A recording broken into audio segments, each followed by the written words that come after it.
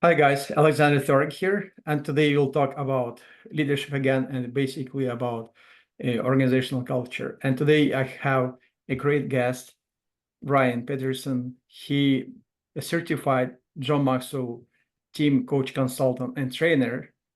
And we met basically this year, last March, on the Maxwell certified event. And now I just want to share with you and ask Brian to explain to you how his system works in terms of organizational culture. And I can tell you, I just promise you, this is really, really great and valuable content that you can apply just right away. Hi, Brian. Hey, hello, Alexander.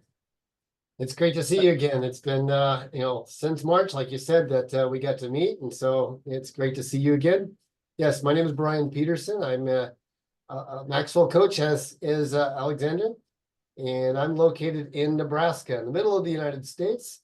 And my wife and I have a business that we do similar things as Alexander does, helping people unlock their potential.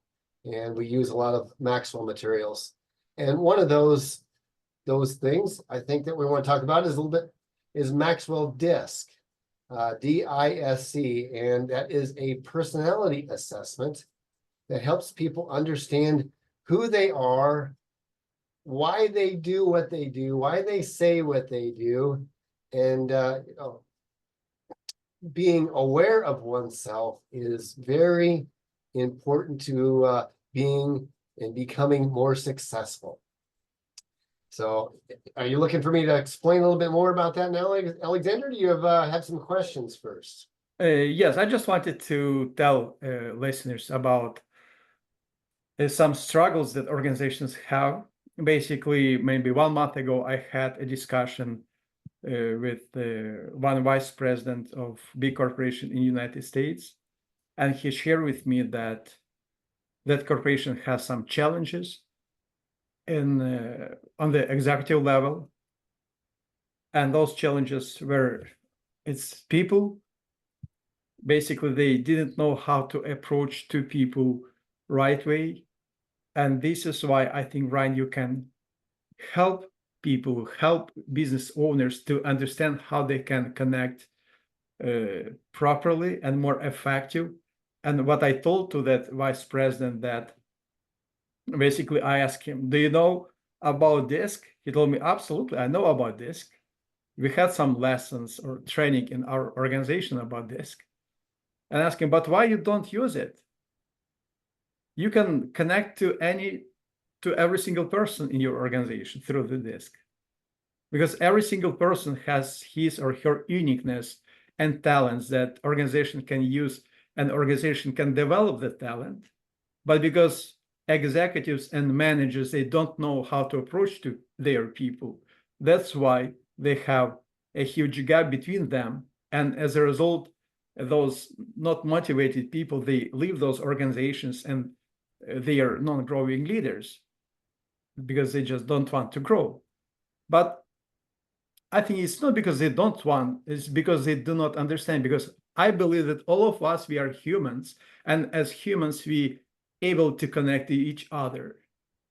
And through the DISC, Brian just will give you a huge, will add huge value to you guys. And what I wanted to ask you, Brian, could you explain, please, to people and to business owners and executives how they can use DISC effectively in order to cultivate their organizational culture and find the right approach to each person, because all people are different and each person is unique, but they don't know how to find that approach. And I'm sure you can explain them right way. Yes, I can do that. And one of the key things, as I said, is to understand ourselves. That's the first step with, I break DISC down into 3 steps. The first step is understanding who you are, why you do what you do. Because a lot of times they say, oh, I should be more organized. If your style is not of a style that is an organized person, it's okay. all styles are different. As you look around the world, everybody looks different. Everybody acts and thinks differently too. And it's okay. There's nothing wrong with that. And we should be accepting of our own personality, and that there are other personality styles. In fact, we look at it as 41 different personality styles, and it all starts with that quadrant of D, I, S, and C, and then it becomes combinations of those. So the second step, the first step is understanding you, but the second step is understanding how to identify the other personalities. Once we understand there are other personalities and can identify them, that leads us to the third step, which is communicating in the style that in a way that style understands you. And I like to explain it in a way very simply of, if you consider talking to a child, and a child is smaller, I'm gonna hold up my hand here, and we are showing the video in the future. But if a child comes up to your waist, you don't look down on them. I mean, you can, but it's not great to look down on them and talk down to them and use big words and literally and figuratively speak down to them. They're not going to understand you. So the best way to communicate with a child is to get on your knees, look eye to eye, and speak with words that a child of that age will understand. And it's no different than when we talk to adults. We want to use language that the other adult understands.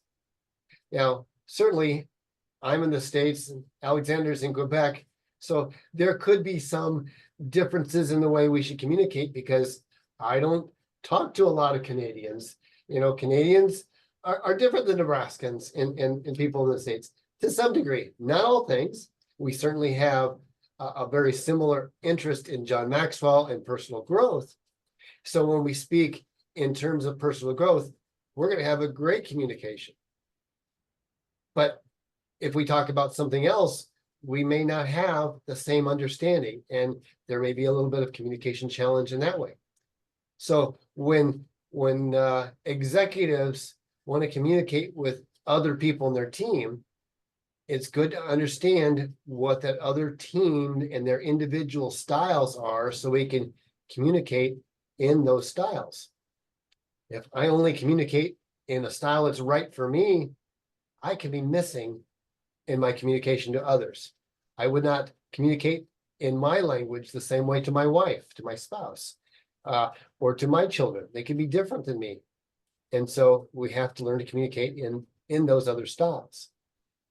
That's not necessarily easy. If we've been speaking in our own way for 30, 40, 50 or more years, it takes a long time to retrain ourselves so that we can communicate for other people's benefit and not just our own.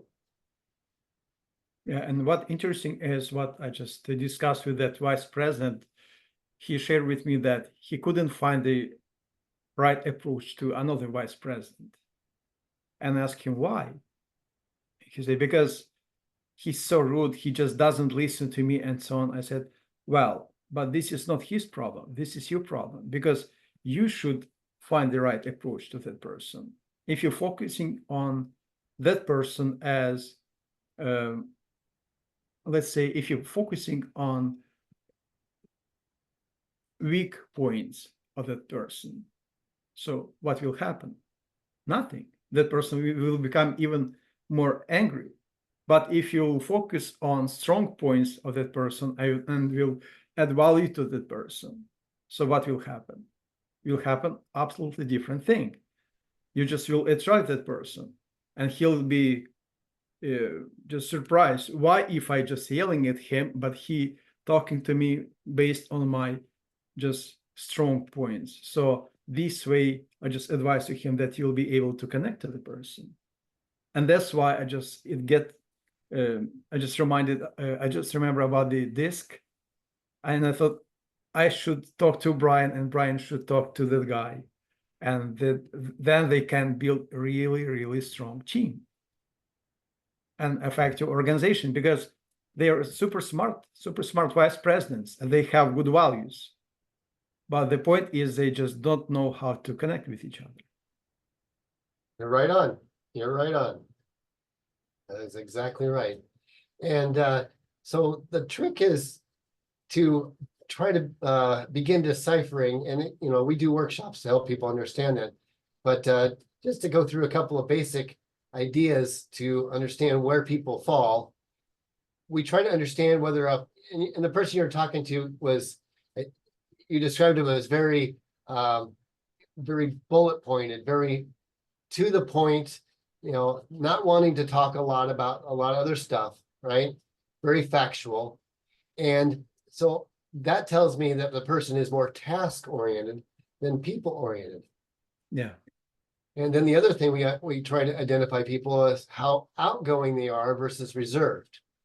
And if they're more reserved and task oriented, that makes them very C oriented, very compliant. So in the diagram of disc starts with the D in the upper left corner, the I in the upper right corner, S in the lower right corner, and C then in the lower left corner. So it's a clockwise, but starting in the upper right or upper left, I'm sorry.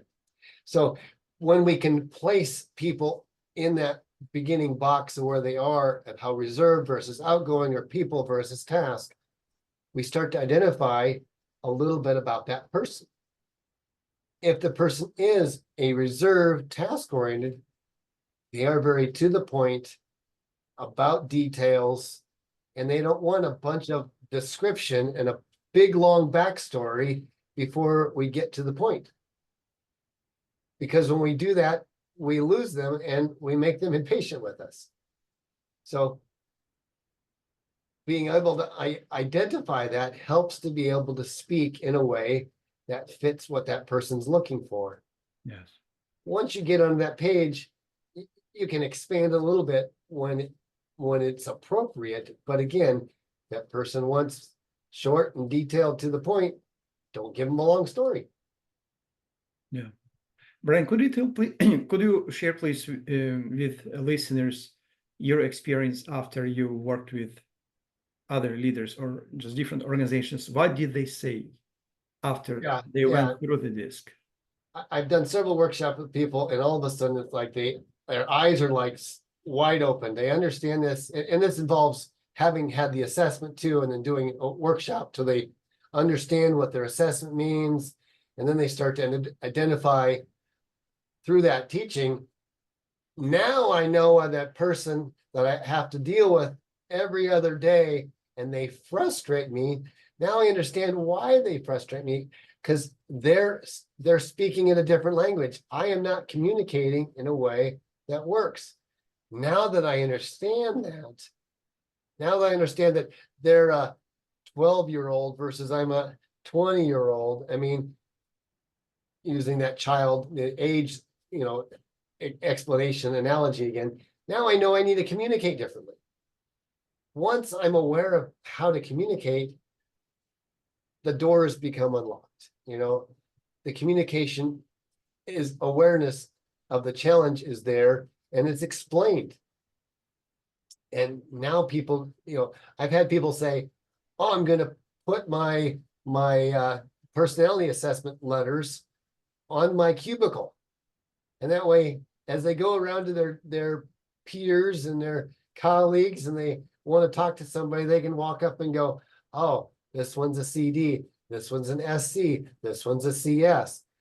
They immediately can start practicing the appropriate communication so that they get on the same communication level that much quicker. And they're just so happy to have a better tool to be able to communicate. Yeah, it's so interesting.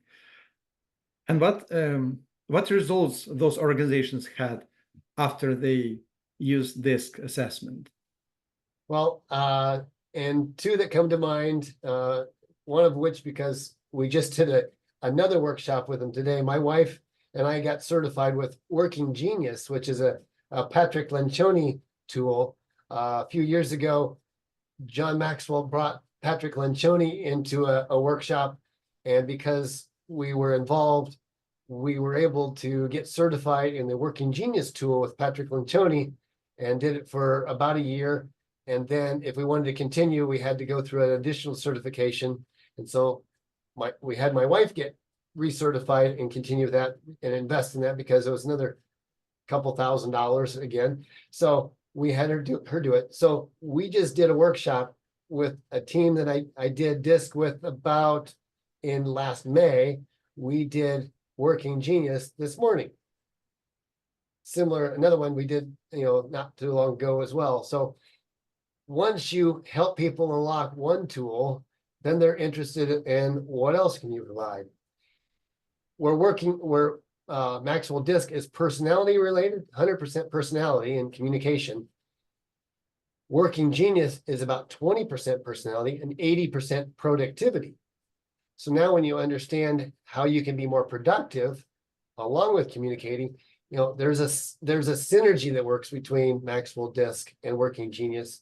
So you get invited back to help a team grow some more. Yeah. It's like there is a saying that every single organization has communication problem, like Chris said. Yep. Why? Because it has people in it. Yep. There's people in it. We're either verbally communicating or we're doing written communication and emails and texts. And how do we improve? Yeah, absolutely. All about people. Yeah, absolutely. And well, in fact, I earlier when we were communicating, kind of getting this set up, one of my favorite John Maxwell quotes is the entire population of the world, with one exception, is composed of others. And that exception for me is me, right? So the whole world for me is others. Yeah. And the whole world for you, Alexander, is outside of you, but you're the one exception for you. So we start by communicating, thinking it's all about us. But when we realize that communication is all about everybody else, now all of a sudden we realize we're that minority exception and we need to learn to communicate for the other people, not just for us. Yes, absolutely. Probably 2 days ago, I just listened the interview of John Maxwell and Alan Malali, former CEO of Ford. Yeah. And John just asked Alan, what is your favorite technology? And he said, oh yeah, I have my favorite technology. It's really great technology. It's people.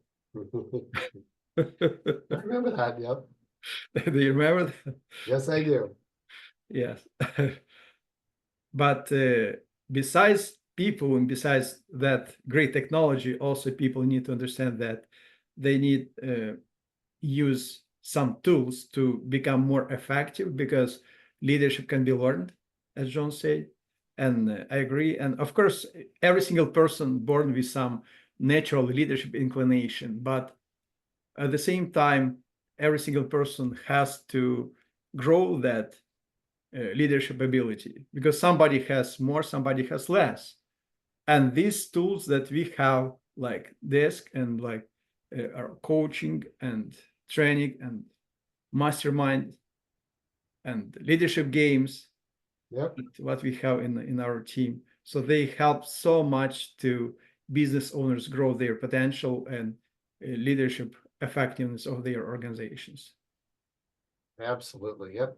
We only get better as we practice with it. Yes, absolutely. Like John said, leadership cannot be learned academically. Leadership can be learned only by practicing leadership together with people. Absolutely. Yeah. Brian, what would you advise to business owners in terms of culture transformation, how they can, what they should focus on in order to make their culture more effective and transform that organizational culture like smoothly? Because a lot of people think, just give me a sec, a lot of people think that they can fix it very quickly, but quick fix rarely possible. Right. So I just would like to have you advise to business owners how they can do that. That's a great question. Culture exists as it already is in place. Absolutely. So there's always culture there, but when it's not acceptable, then it doesn't change overnight. It doesn't just, the executive in charge and say, starting tomorrow, this is how we're gonna be. No, it takes lots of time, lots of effort. And it goes back to people again.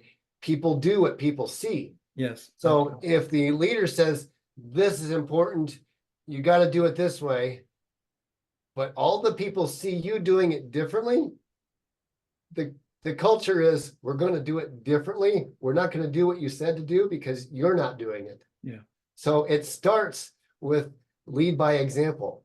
If you say it's important, then you should be demonstrating that it's important. You've got to be doing the thing that you say you want everybody else to do. Yeah. Otherwise, we're gonna follow. It's like parenting. You can tell your kids to pick up their toys, but if you never pick up your stuff, you're not setting the example for your kids. Why would they think that it's important? Yeah, that's true. You're not setting the example. But if everything gets picked up by you and you tell your kids it's time to pick up, granted, kids take a little time to learn, but they will come along because they will know that's mom and dad do it. This is what we're going to do. Yeah. Same thing. Yeah, that's how culture changes. You start doing as the executive in charge, set that example. Yeah. And people always watch their leaders, like kids watch their parents. Yep. And as soon as we just start doing something differently than we say, they just copy that. Yep. And I like also what John says, that a lot of leaders, they just try to microwave leaders. They just put leaders into the microwave, they just press a couple of buttons, and after a couple of seconds, boom, they have a ready leader. It's a good joke. Yeah. More like a crock pot. Yes. It takes lots of time.